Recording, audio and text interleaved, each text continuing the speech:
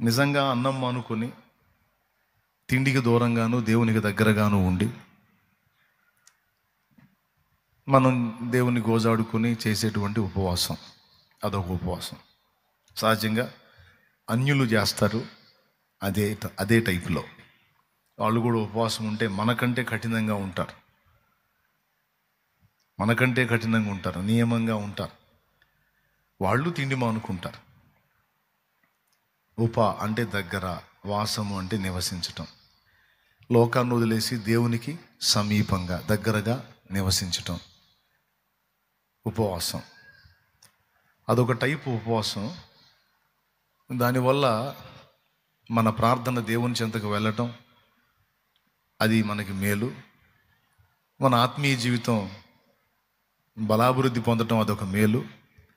మనలో నిగ్రహ శక్తి మేలుకుంటుంది, అదొక మేలు.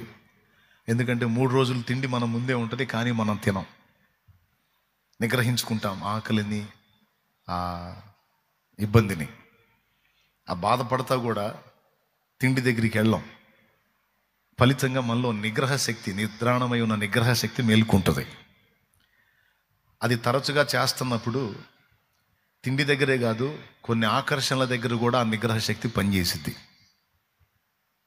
అందుకనే ఎవరైనా తాగుబోతు మహారాజులు నా దగ్గరికి వస్తే, తాగుబోతు మహారాజులకు నేను చెప్పే సలహా అదే: సోదరా, నిజంగా నువ్వు మారాలనుకుంటున్నావా, లేకపోతే మీ ఆవిడ చెప్పిందని షో చేయడానికి వచ్చావా అని అడుగుతా.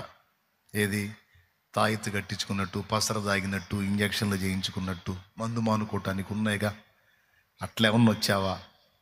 లేకపోతే నిజంగా మారాలనుకుంటున్నావు అంటే, కాదన్నా, నాకే అసహ్యం పుట్టింది, నేను ఎందుకు ఇట్టుండాలి, నా కుటుంబం ఎందుకు ఇట్టుండాలి, నేనే మారాలనుకొని వచ్చానన్నా. నిజంగా అనుకుంటున్నావా?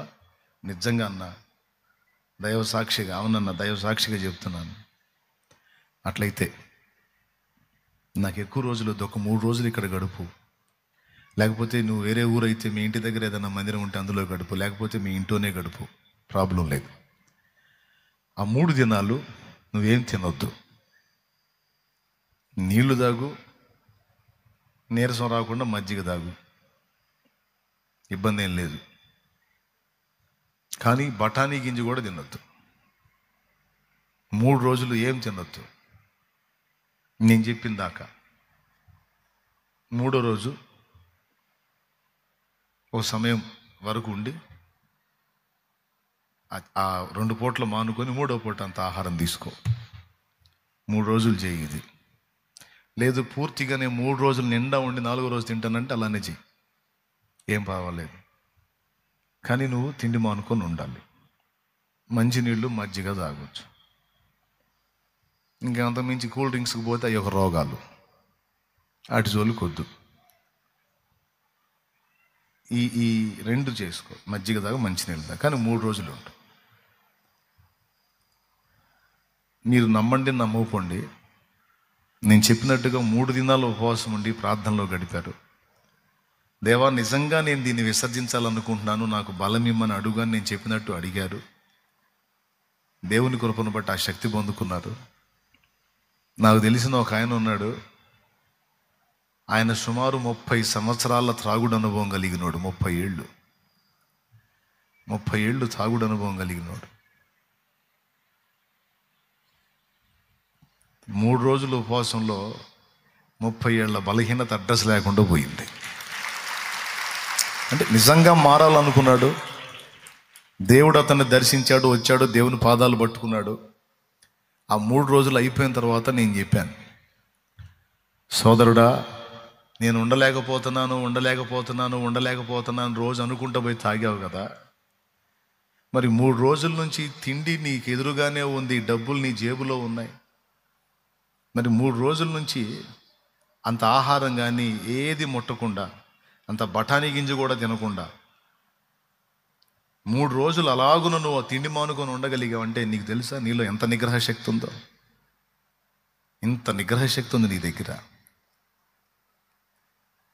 మందు మన ఆకలి తీర్చేది కాదు, మత్తెక్కిచ్చేది. ఆహారం మన ఆకలి తీర్చేది, అది లేకపోతే మన శరీరం పనిచేయదు. అంత కీలకమైన ఆహారాన్నే వదిలిపెట్టుకొని 3 రోజులు అలాగున కఠినంగా ఉన్నావు. నేను 3 దాకన్నా ఉండంటే నువ్వు 3 రోజులు పూర్తిగా ఉండి 4 రోజు తిన్నావు. అంత పట్టుదల, అంత నిగ్రహ శక్తి నీలో ఉంటే, కానీ ఇంతవరకు ఇన్ని సంవత్సరాలు నువ్వు ఏమనుకున్నావు తెలుసా? నేను ఉండలేను అనుకున్నావు. కానీ ఇప్పుడు చూడు, తిండినే మానుకొని ఉండగలిగిన వాడి మందు ఒక లెక్క, నీకు ఖచ్చితంగా జయిస్తావు, అయిపోయింది, దాన్ని గెలిచావు, నువ్వు పో అన్నాను నేను. రక్షణ పొందారు. నాటి నుంచి నేటి వరకు దేవుని కృపలో దాని జోలికి పోకుండా మంచి సాక్షిగా అలా నిలబడిపోయాడు ఆయన. భిక్షపతి అనే బ్రదరు ఎక్కడో ఉంటాడు.